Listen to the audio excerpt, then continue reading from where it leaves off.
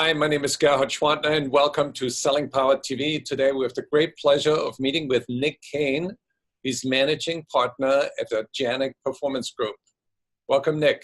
Hi, Gerhard. Thanks for having me. So let's talk about blended learning. What does that mean? In our view, blended learning is something that is different modalities of training, right? Getting training to participants in different ways that ultimately helps drive towards the same outcome, which is performance improvement and skill application on the job, but delivering the training in different ways that is really based on the way that we believe salespeople want to consume training in today's environment. How did you discover that fact that blending learning has a greater impact? Well, we see this more and more as a request from our clients.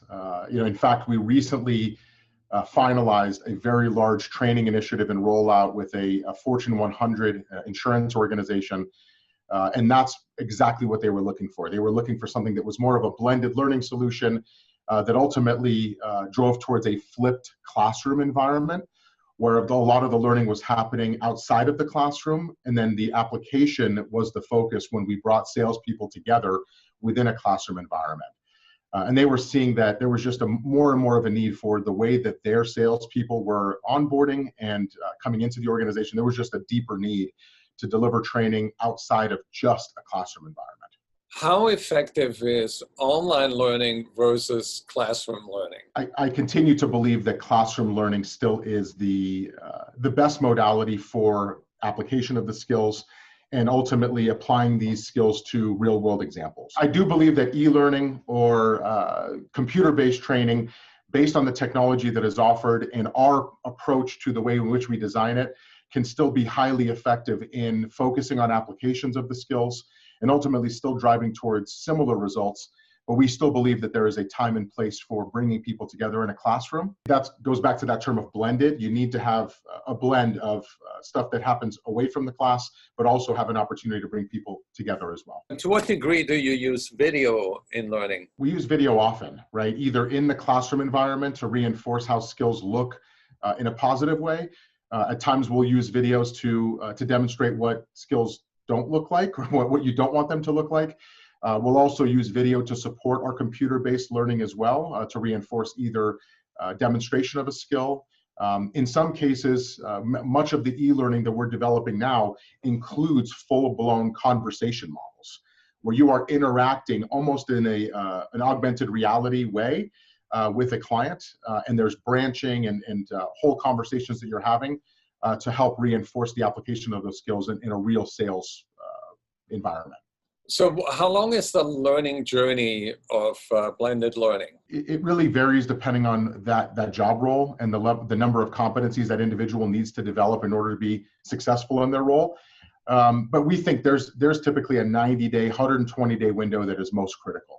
If you're delivering the training in whatever capacity, again, whether it's a blended learning solution, just instructor-led training, virtual instructor-led, there's a 90-day window that you have to keep those skills and behaviors in front of those learners most frequently. If you can do that consistently, you're gonna improve the return on investment and ultimately drive towards your desired performance. What do you recommend to sales managers that are listening? What kind of metrics do you need to look at when you want to assess whether the training you've done has done the job? One is you want to make sure that you're observing the behaviors that you're asking them to conduct.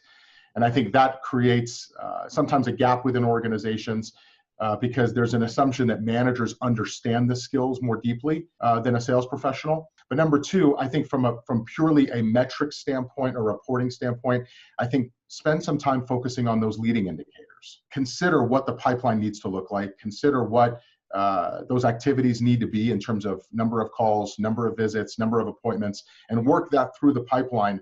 And I think you'll start to identify gaps more effectively than just focusing on the outcomes. Nick, final question. To what degree do you build coaching skills into the curriculum so that you know that the manager follows up on the training you've delivered to the sales team? It's critically important that somebody is reinforcing it. So I think the first question we're asking is, do you have managers that have the bandwidth and have the skill set to be able to reinforce and sustain these skills and coach to these skills over time. If not, then I think we recommend the right remedy to that answer, right? If it's a skill development opportunity, we have training programs that support developing coaching skills.